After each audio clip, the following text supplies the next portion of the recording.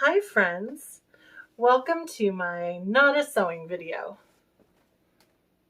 There's a glare. Wait, no, there's a glare. I left the lights on. Is that better? No.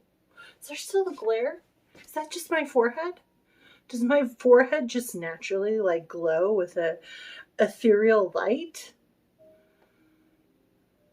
I'm gonna go with that because I don't know what's causing that. There's no other lights on. I have an inner glow and it comes out through my forehead, right? Here. It's fascinating, I know. You're probably like, Emily, why don't you solve these things before you start your video? Well, I'll tell you why. That's none of your business. Anyway, so today's not a sewing video is all about sewing. Wait, why did I do this? Is all about sewing. And I'm going to keep it short because you're not going to believe this. I don't have time. I have too much sewing to do. I have been on a crazy sewing kick. It is usually pulling teeth. My own teeth. Like me pulling my own teeth to get me to sew. Because, as I think I've explained before, I do not like sewing. I do not like sewing at all. It is long, tedious. I don't seem to learn no matter how long I've been sewing going on almost 20 years now, and I don't really seem to get better. I mean, I do, but not to the extent you would think someone who's been sewing 20 years. But I think that's because most of the time when I'm sewing something, I'm late. I'm in a hurry to get it done for some event or project or something, and I'm always running late. So I always have to hurry. I always have to cut corners. I always have to skip things, and I haven't learned as much as you're supposed to along the way, and I haven't made the best decisions. So the main reason why I go by the sucky seamstress, because I just am not a great seamstress. But I still sew because it's a means to an end. I love to costume. I love to dress up. I especially love historical costume, which if you have someone else do it can cost an arm and a leg, especially if you are not a standard size. If you are a plus size, it can cost even more because the fitting and everything that is involved is even more involved. Anyway, so it just became kind of a, hey, you know what? I'm going to make my own stuff, because then I can afford to do it. I can afford to costume. I can afford to dress up in these wonderful outfits that I love and run amok at events, at historical venues, in parks, in flower gardens, with friends. I can run amok in my beautiful outfits and my occasional cosplays, and so that's why I do it. Right now, I am currently working on a jacket that is an 1895 ripple jacket, which is actually not for me. It's for a friend who is going to the Victorian Heritage Festival. This is one of the, I think this is maybe the second time I've sewn something for someone else. I do not sew for other people. My sucky skills and my Alexa, volume 2. I love my music on. Sorry. I'm so scatterbrained right now because I was right in the middle of sewing when I said, oh, it's Wednesday. video. um, I don't sew for other people because my sucky skills and my anxiety, I can't do it. I can't do it. And I've often thought of selling some of the costumes that I've made in the past, but the idea that they will, like, it will be in the hands of someone else who will be able to look at these costumes up close and just see what I have done. For example, some of my Queen Elizabeth, Elizabethan, which is 16th century costumes, I thought about selling because they are worth quite a bit of money, because I have put so many hours of hand work into them, hand beading onto these outfits. And so I've thought about selling them, and they look absolutely beautiful, from 5 feet away, 3 feet away. I mean, you can stand up close to them. They look fine. But the fact that someone else would own them and be able to see the inside guts of and all the especially the first one I made, the gold fabric Elizabethan, my first one I made. I spent a year hand sewing 2,000 pearl beads on that sucker. And it was my first time making an Elizabethan bodice, and I made so many mistakes, and I did so many things to correct those mistakes. And from the outside, it looks lovely. But if you got a glimpse at the underside of that bodice, where all my mistakes show, because they are not covered up with fabric, I don't know, it looks like a bunch of 7-year-olds were given needles and thread and said, here, make this look as crazy as possible. Oh, and I think there's super glue in there too. So I don't sew for other people. I don't do it. I don't even sew for Handsome Husband. I do have a Regency vest that I have sort of been making. It's on pause. It's always on pause. I've been sort of making it for 2 to 3 years now. I'm going to keep thinking, oh, this upcoming event, this will be the time. And then it never happens because I focus on myself. Because I need a new dress more than he needs a new vest. Because he doesn't care. He's happy to wear whatever I throw at him. And he looks amazing in all of his stuff. So, but someday I'll finish it. And then we'll see. Oh, the thing is, he's so handsome. So he's got to look good. So if the vest came out not looking very good, and I tried to put it on him, such a handsome man, that would be such a shame, right? Anyway, my friend that I am making this for had committed to making a bunch of things for the Victorian Heritage Festival coming up at the end of the month, and then was able to buy a house. So she is in the process of buying this house this month, which, as you may or may not know, if you bought a house, or even if you just moved from like an apartment to an apartment, or your parents' house to an apartment, or wherever to wherever, you have to go through all your stuff, and you have to box it all up, and you have to wrap up all your valuables that are breakable and stuff, and you have to label things, assuming you're like packing things up carefully. If you are like my handsome husband, then you're just throwing everything into a bin, thinking we'll just figure it out at the other end. He's not allowed to do that anymore. No. Hi, George. Do you want to say hi? George, come here. Come here. Do you guys want to see George? Hi, baby. Hi. Come here. Oh, you went too high. There we go. Say hi to all the people. He's got his thunder shirt on because he has what? No, up there. What?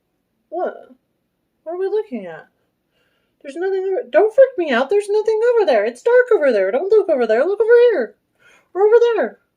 But don't look over there. It's dark and scary. Okay. He has a mole that he won't leave alone, and he scratches it until it becomes a sore, and then it never heals. So we finally got this undershirt, so we can't get to it. And he hates it. But you gotta get better. I'm sorry, I love my baby and I have to show him off. Oh, babes.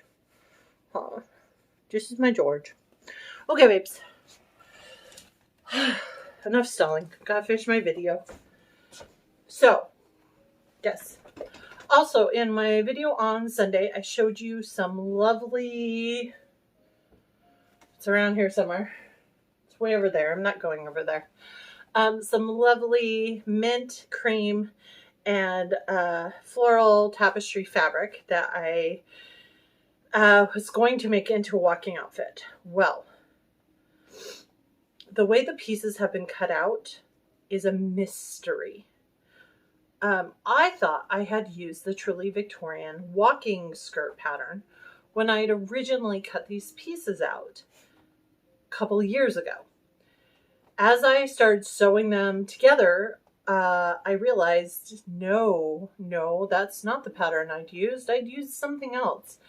And the skirt was turning out a very odd shape and very odd. It wasn't working out. So I'm not sure what's going on there. I need to dig through my patterns to see if I can figure out which pattern I used. I also suspect I may have borrowed the pattern from a friend. I don't know. So it is to the side. Not sure if I can figure that out or not. If I can't figure that out, I do have a backup plan. There is an outfit I have been really, really wanting to make. And in my brain, I have been calling it my Anne of Green Gables college outfit. I wish I could find the other fabric as soon as I can, because I know it's in this pile over here. And I'm not going to go diving right now. My phone did that zoom in thing. I hate it. I don't know why it does it. I hate it. I want a camera. Someday, if anyone ever hires me, I might just buy a camera, guys. Like a legit camera. Well, that'd be so nice. So I'm not like reduced to the whims of my phone that like has its own ideas about how my videos should go. So I have this fabric that has these deep, deep purpley blue, red, purpley blue, red, crap, I can't remember, and yellow, I think, and maybe green, like a plaid kind of. It's very gentle looking plaid on this very soft, light cotton. It might even be a cotton voile. Not 100% sure on that, but it is very light and airy, this cotton. I don't have a lot of it though, so I've been trying to think about what I would make. And then when I found the fabric I'm about to show you in my stash that I had apparently bought an entire bolt of at one point in time. I think there was a sale going on somewhere. I was like, oh, I'll make the plaid into a shirtwaist with big, lovely puff sleeves. And then I will make this into the walking skirt. So I have this bolt of fabric. Now, I'm not 100% sure. On my camera, it looks blue. It is.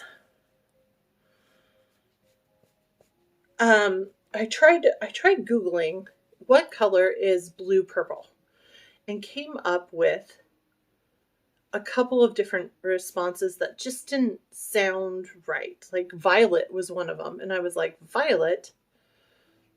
Maybe, I don't know. It's looking more blue in the camera, but it really is this like blue purple. So, and in some lights, when you look at it, it looks more blue. And in some lights, when you look at it, it looks more purple. Ooh, ooh, ooh, idea. If I change the light on the thing, does it look more purple now? Does it look more purple now? Do we just look orange now? How about now? Do we look absolutely orange? Oh, I know. Why do they have this light that's like, orange? I'm so orange. Now I kind of wish I could tan. My skin looks amazing. Okay. I don't know if that helps, so you can kind of see the purple come out in it a little bit when it adds like a softer color. By the way, if you think any of those other colors look better, like on me, please let me know. I usually use this one, which I feel like is a more kind of natural soft light. But because of the shine on my forehead that I hate, I was using this one, which is the brightest, like super white one. So I don't know. Anyway, so I have this whole like bolt of this fabric. I'm not sure how much there is, but there's a lot. So I was thinking I can make a walking skirt out of this and a cute shirtwaist out of the plaid, and do a cute little hat, like a cute little boater hat with maybe a piece of the plaid wrapped around it for, the ribbon, maybe a little bow, or I don't know, some little decoration right there. Maybe some violets. That might be cute. Maybe I could go find some like faux violet flowers at the store or something. That could be really pretty. Anyway, I've always loved the idea of this kind of, the college girl from 1895, the Anne of Green Gables college girl look, because that's kind of what they portray in my favorite Anne of Green Gables, which is the Megan Follows version from the 90s. Or 80s. Maybe it's the 80s. Well, I don't remember it came out. That's dating me. Anyway, I have seen Anne with an E, by the way, on Netflix, and I do like it. I do. I very much do. It does detour from the books quite a bit, like halfway through. Like it does very well up to a point, and then it just completely, like, it's like, oh, well, let's just make up our own story from here on out. And I'm like, okay.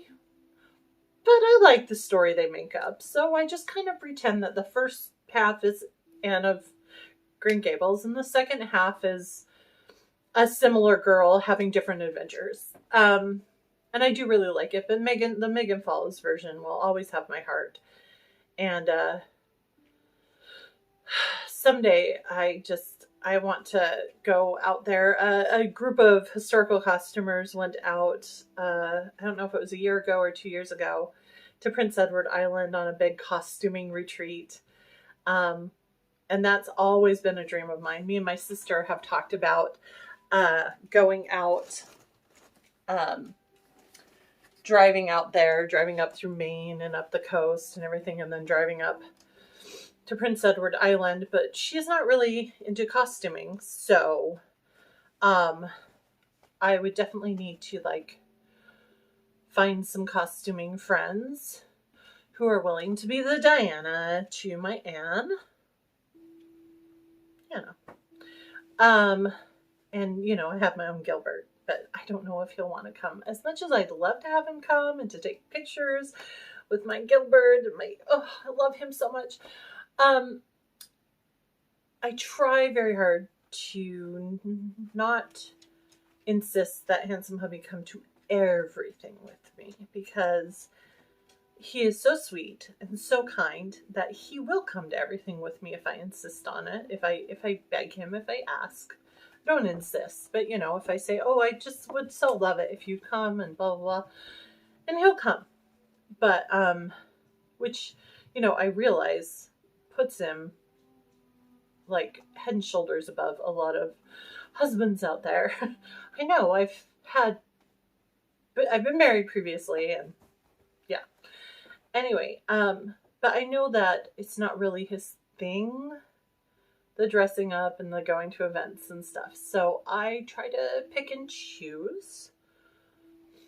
You know, he is coming to the Victorian Festival this year. He's not going to go to a lot of things, just a few things. He's going to hang out in the room and work and do homework most of the time. But just because I want him to see what it's all about. Of course, this is dependent on if we can, if my friend can watch her dog, and also if my dog's okay during that period of time. My dog has been having very weird behaviors. His dinner time is like a whole ritual now.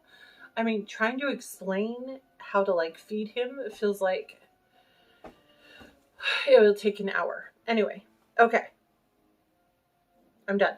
One more thing. I asked my friends this, and they had their response, and I'm pretty sure what the response from everyone's going to be. But I need to ask you, too. Okay? So I'm making this. I'm so unsure. I'm so uncertain, you guys. I can't make this decision. I have apologized that I keep calling you guys, right? I'm just a creature of habit. It's part of my generation. Blame whatever you want. Anyway, and I apologize, and I'm sorry. It just comes out. It's just so natural to me. This is my tea gown that I'm making. I have to pick a color for the under fabric. And I have this pink that is much lighter than the outer pink. But because this is a polished cotton, and this is a very specific pink, I have tried to match it several times, and everything I found is either much darker or way too light. And this is what I found that is close, but I've discovered I prefer a little lighter to a little darker, or white underneath. Now this white has a touch of cream in it, so it also doesn't match great, but pink, white, I don't know. Now, most people have told me the pink, and if you want to look at pictures of like the inspiration photos and stuff, go to my Instagram and look back through the past couple of posts, and you will see the stuffs. I gotta pick one. Because this is getting done, like, right now. So, I need your help. Okay, I'm going to go because I need to keep sewing. I'm really on a ball. I've been super productive. The new Disney Dreamlight Valley update kind of side-swiped me a little bit this morning, but I got back on track. Yeah, so, yeah, so much sewing. I have like 5 projects, five projects I'm going to do 5 of them. So I'm going to work on those 5 projects, and you are going to work on your projects, and Handsome Hubby's coming down the stairs. Hi, Handsome Hubby, what's up? I was going to come downstairs and we were videoing. Yeah, the dog what? Came for me. He went to get you. Why for? Oh. Are you upset that I'm filming a video? Did you go to get Dad? Oh! I'm sorry he came to get you. I picked him up and showed him off on the video. He must have been traumatized. My dog's upset that I'm not paying him any attention and went to get the Handsome Hubby. Went to go get his dad because he does this. He gets upset that I'm not paying attention to him and goes upstairs and is like, Dad, Mom's not paying attention to me. Pay attention to me. Come downstairs. And he like shepherds us around the house like a sheepdog with sheep because we're sheep. And he owns the house and we just live here. Bye. Bye now. Bye.